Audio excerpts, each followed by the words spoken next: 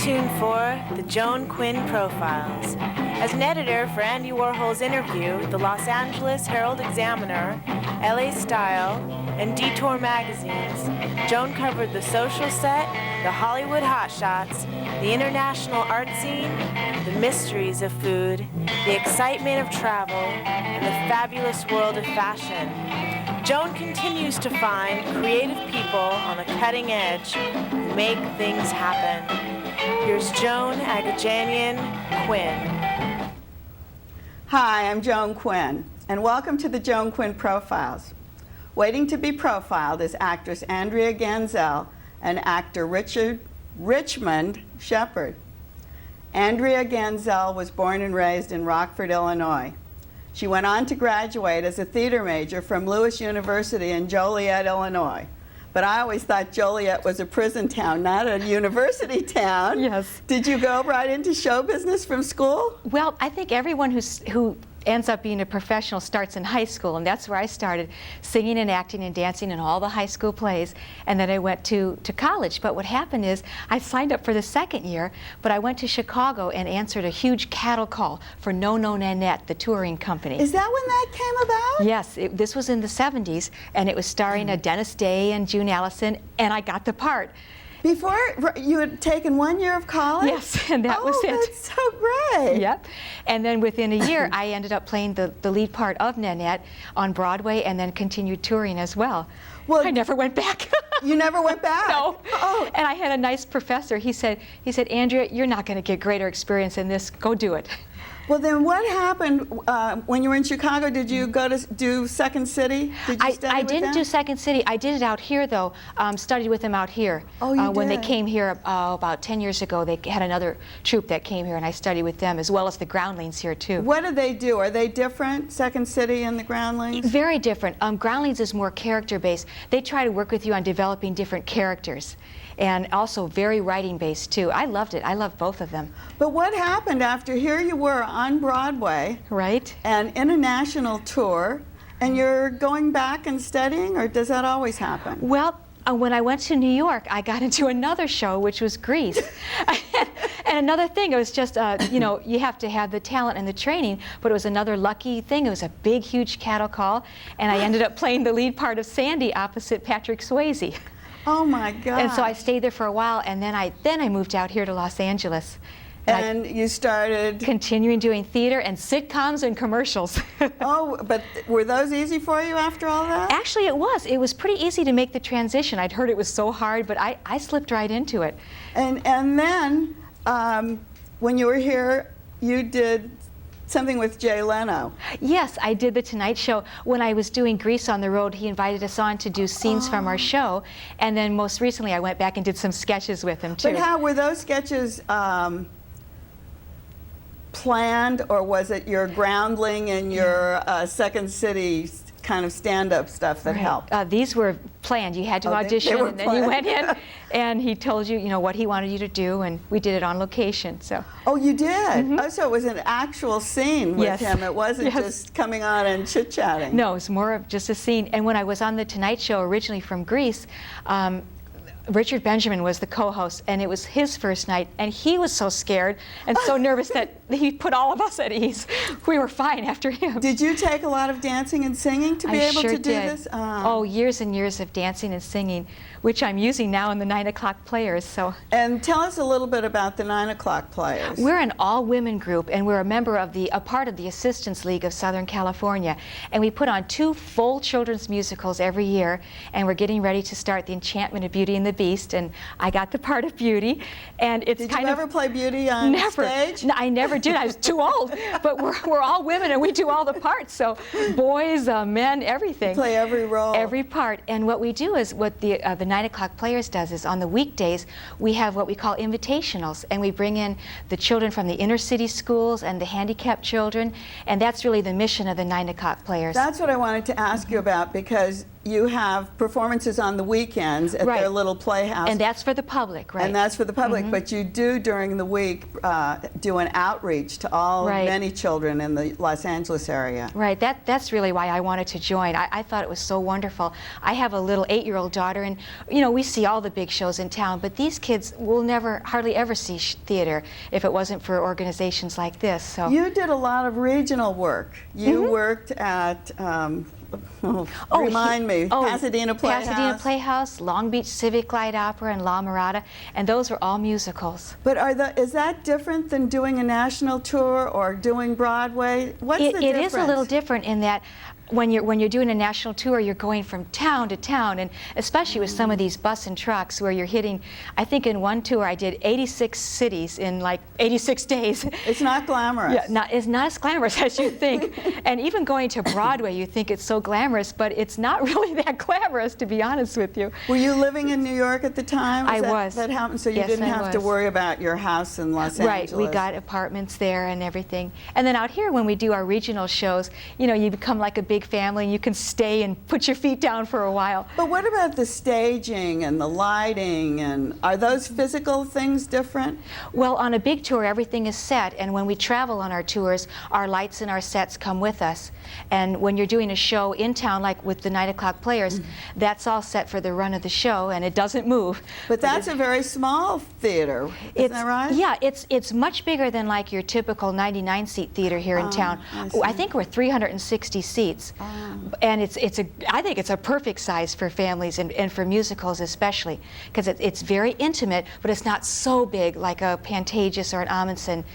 And then you continue to work, to study all the time. Yes, What mostly else? I do. I love to do the sitcoms. I was recently on Becker with Ted Danson, and he was a doll. Everyone I've worked with so far has really been great. But what do they look for when you go to an audition? What kind of audition call do you answer? Well, that's a good question. Out here, you tend to be typecast, so I would usually go on Midwestern Moms, because that's what I am. Is that right? And that's what I play. Yeah, and it really well, helps. Sandy from Greece doesn't seem like a Midwestern mom. But don't forget, that was the 70s. Now I've graduated. Now I'm mom. So you go for those kind of calls? Do you come across the same people all the time? All the time, absolutely. Whether we at a have commercial or... We have a group of Midwestern moms? Yes, and we all look alike. Well, commercials it's great, right? Oh yeah, and commercials especially, you'll see the same people all the time. And that's why one of the other reasons I wanted to join the Assistants League, new group of people I'd never met, and half of the ladies are volunteers and half are like us, former professionals or professionals. But what's odd about it is playing opposite a girl who's pretending to be a man. Have you done that? Have you Yes, done that before? the beast right now is a woman, and we're doing all that. But no, I've never done anything like that before.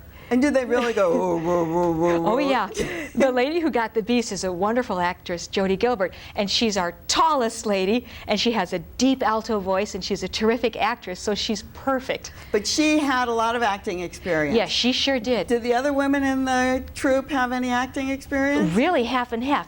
There's another lady who goes to my daughter's school, no training whatsoever, and they trained her at the Assistants League. Oh, and, they do? And she was scared to death, and now she loves it. She wants to be in every show. One of the things I remember reading about the Assistants League was they send out material to the schools ahead of time. Yes, that's right. For our invitationals, they send out a packet for the teachers because all the shows that we do there are based on classic children's literature, which I think is terrific. And so they can read the story ahead of time. That's right. And they know what to look for. Right, and the teachers can prep them. And when they come in, some of these kids have never seen a show before, and they think it's TV. So they start to talk back, and it's real different. Oh, you get that from the Oh, audience. yes, absolutely, especially in our invitationals. What do we see? Have you made movies since you've been out here? I did one just last year with John Travolta. It was called Lucky Numbers, and it was a comedy, and I played a TV news anchor, and he was the TV weatherman, and I got to work with Nora Ephron, who's a wonderful director. Do you find the directors from stage to the movie to the sitcoms differ? Not really. They all know the story that they want to tell and help the actors tell the story. Oh, they do. But do they have different styles?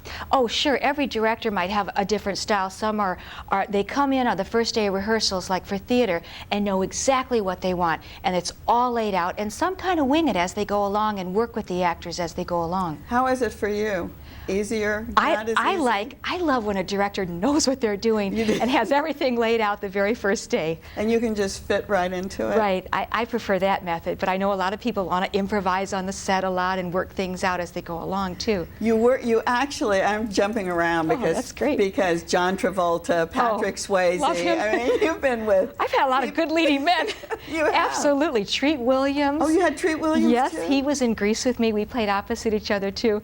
What happened with the Grease role of Danny Zuko, these men were so good they would get plucked to come to Hollywood, and then I'd lose my leading man, and then I'd get another one a month later. They come to Hollywood to make movies? Is Yes, that what it was they would at that come to time? Broadway and on tour and just pluck whoever played Danny Zuko. Adrian Smed was another one. Adrian, I saw him Yes. do it. Yeah. Oh, he's terrific. Did you see him out here? Because I played opposite him out here. Oh, then I must have seen Yeah, you. Pantages I actually Theater. interviewed him for Interview Magazine Oh, at okay. that point. Oh, he's terrific. And he was really nice. Darling. And he Darling. fit the role. Perfect. He seemed like he fit the role. Absolutely. But do they come in and do you shift things around, say for Patrick, that you would shift for John? Do things change? A little bit. In a theater show, things are pretty well set, but every actor brings his own, personal, life to it too. And there's a little room for fudging, but in theater they like it pretty set. But do they have to rewrite it? No, not at all. They won't. That's what Once I in a while, wondered. an actor will have a certain bit he wants to put in that he might have improvised, and they'll stick it in there.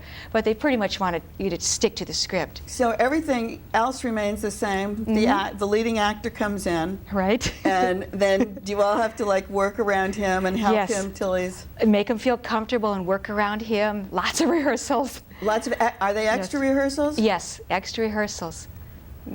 Well, we didn't get time to rehearse very much Oh, today, this is but I'm great. so glad you came Thank because you for having me. I was very excited to see a Grease lady, a No-No Yes. Nanette, and now a 9 o'clock player. 9 o'clock player. Thanks very much, Thank you, Joan. Andrea. Thank you. And don't go away because we'll be back with Richmond Shepard in 1 minute.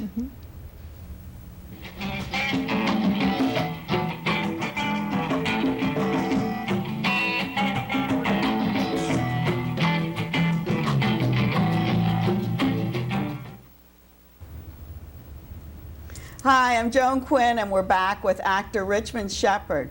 Richmond attended Emory University in Atlanta, and as a pre-med major, he was a pre-med major.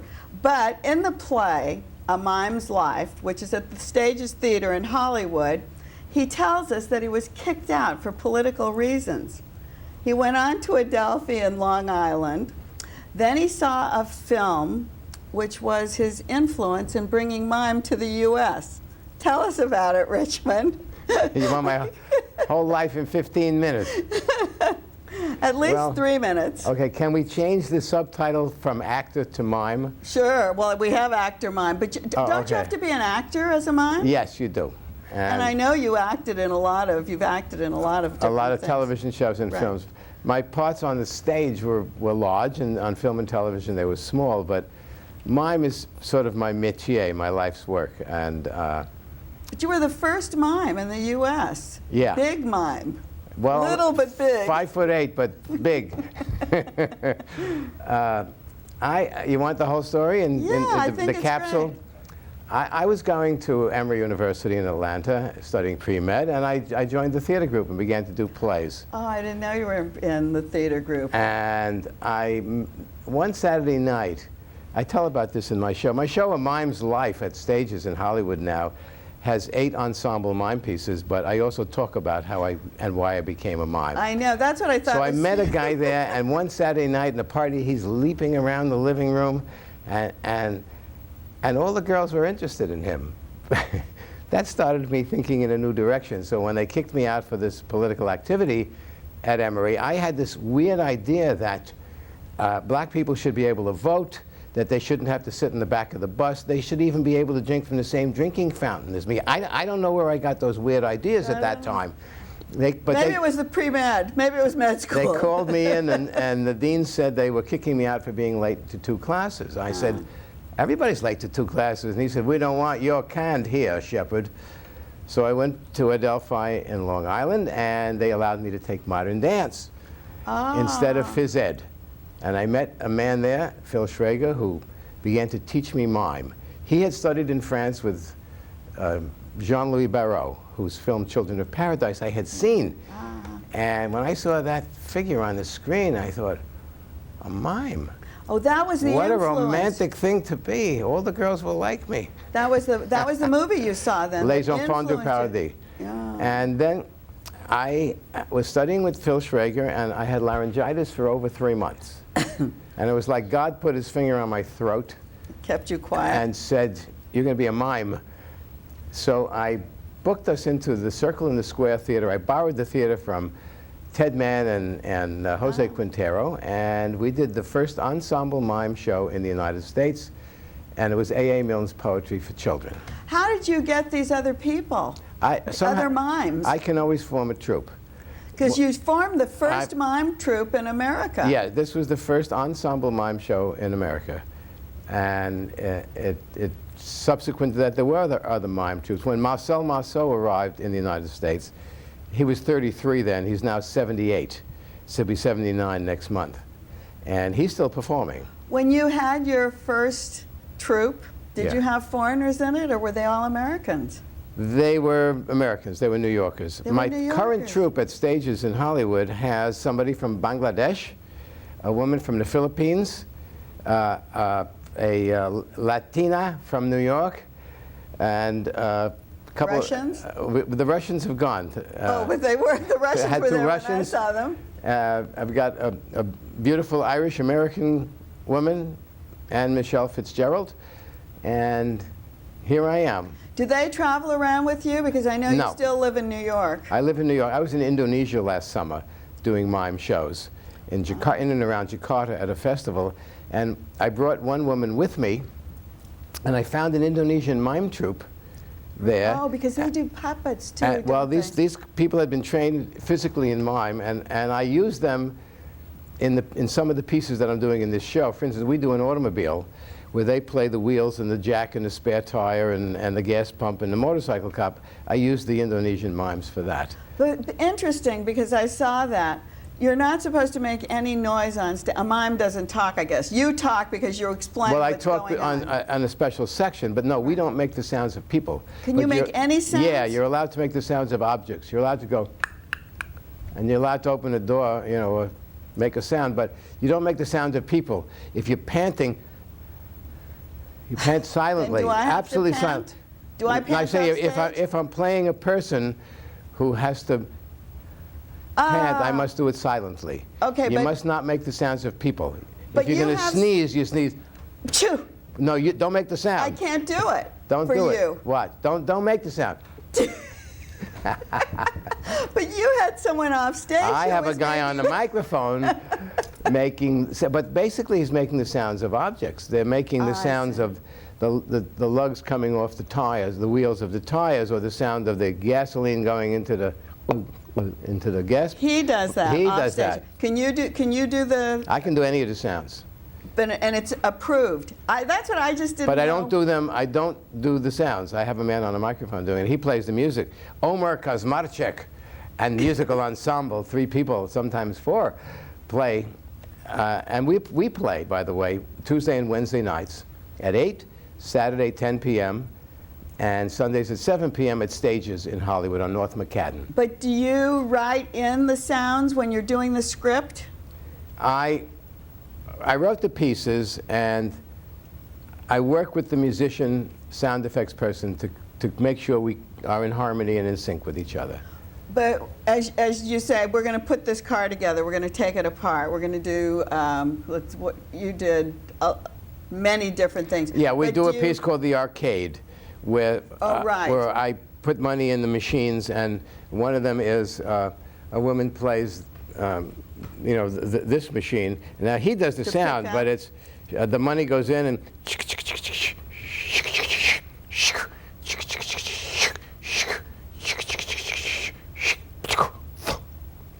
and I pick something out of it. Now, I don't do those sounds on the stage. But could you, as a mime? You can do it because it's the sounds of objects. Okay, that's what I wanted You don't to do the know. sounds of humans. And If I did a solo piece, and I was going to do that claw thing, Yeah.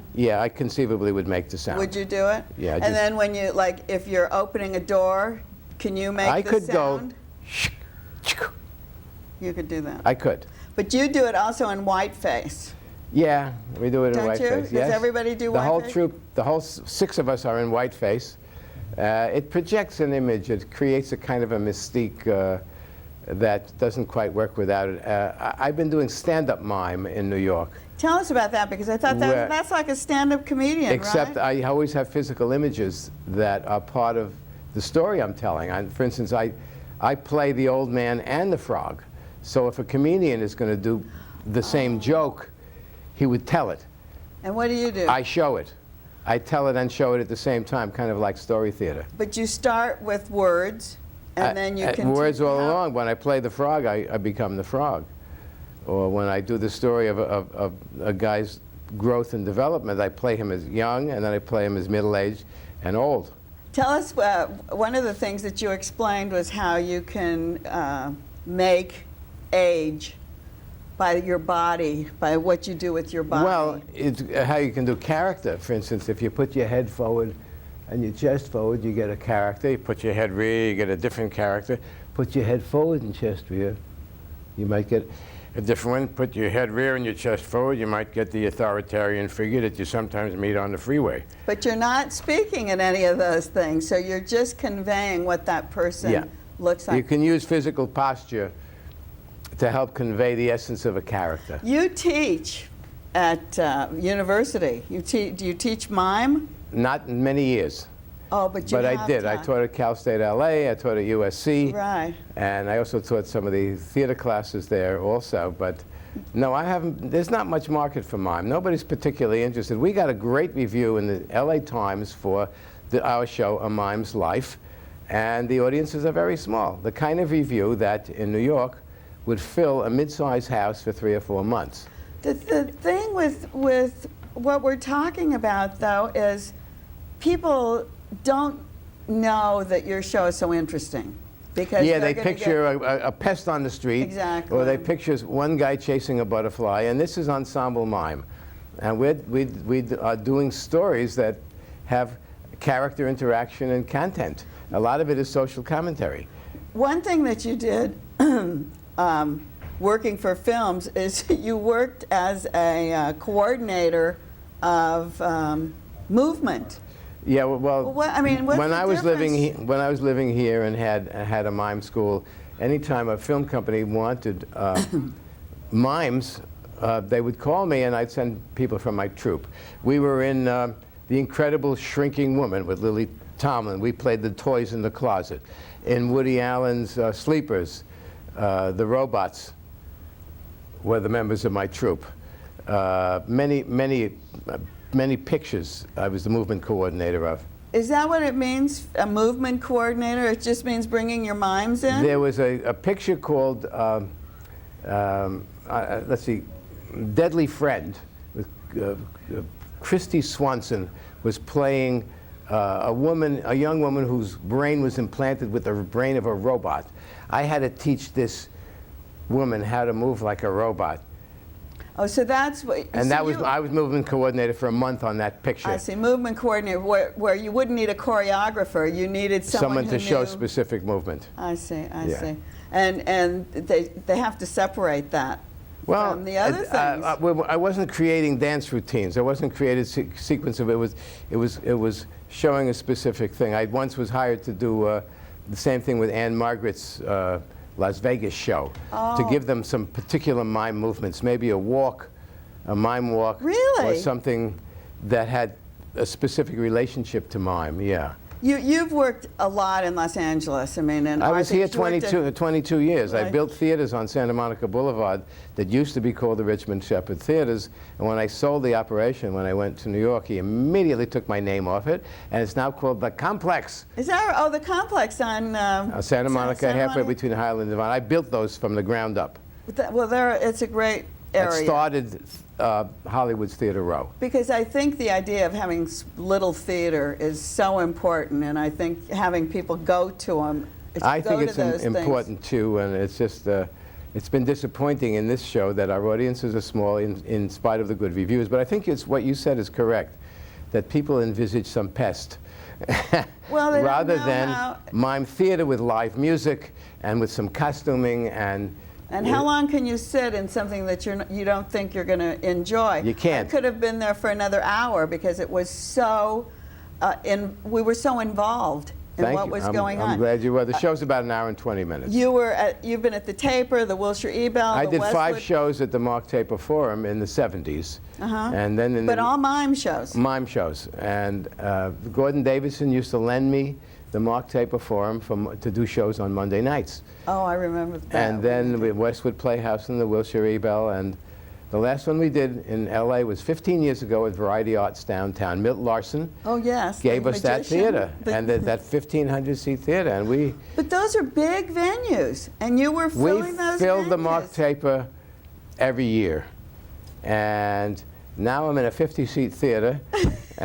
And last night we had 25 people. But tell me how you Stages in Hollywood. Tell me how you keep fit. How do I keep fit? Because on stage you are very fit. I am fit. I've been exercising all my life. And But you don't take, do you take dance classes? No, I stretch and exercise. I exercise a little every day. I don't do anything very strenuous. I walk a lot. Do you go to the gym? No. You don't? Occasionally. I'll work out with maybe light weights. Mimes have great legs and not great upper bodies, but we stay flexible. And there's also, I'm kind of spiritually centered and connected with upstairs through Subud. And I also, you know, the insecurity of being an artist keeps me alert. Do you think that's what it is? It keeps you so... Do you watch what you eat? I eat what my body tells me to. I try to avoid fats and sweets. Okay. And I try to stop eating when I'm no longer hungry rather than when I'm full, okay? One of the great things you said is that you've raised 4 daughters on the pay of a mime, which is less than a poet. No, I said the only thing that pays less than mime is poetry. I know, and it's so true, isn't it? And, but look at what you've done. You've been in film, you've been on the stage all over, you've done And I'm still TV. having a good time. Yeah, you're doing I great. realized the other day that Aesop was wrong. In his fable? In the fable about the ant and the grasshopper. Because the grasshopper fiddled and danced around and didn't save and put his nose to the grindstone, but the ant did. Well, I've been the grasshopper, and somehow I've found food and shelter, somehow, and everybody I knew who was an ant is working away? They all died of a heart attack in their early 60s. And you're having a good time. And I'm still fiddling. We had a great time with you. Thanks for watching us today. Thank you, Richmond. Thank you. And keep writing to 777 South Figueroa, 44th floor, Los Angeles 917. And we'll see you next time on the Joan Quinn Profiles.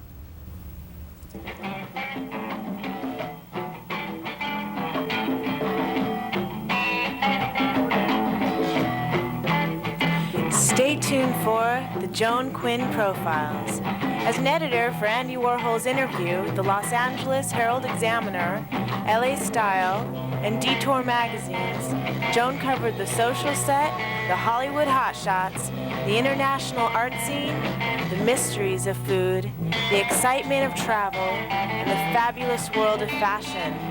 Joan continues to find creative people on the cutting edge who make things happen.